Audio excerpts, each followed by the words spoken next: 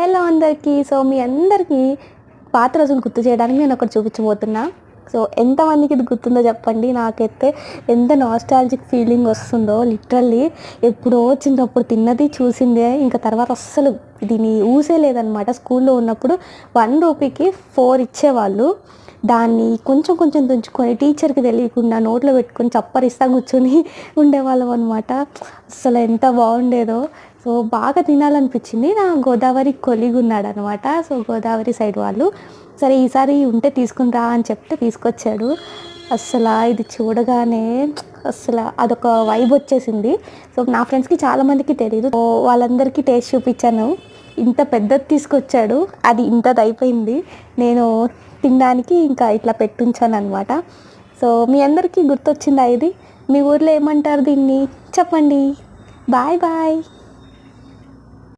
जरा सब्सक्राइब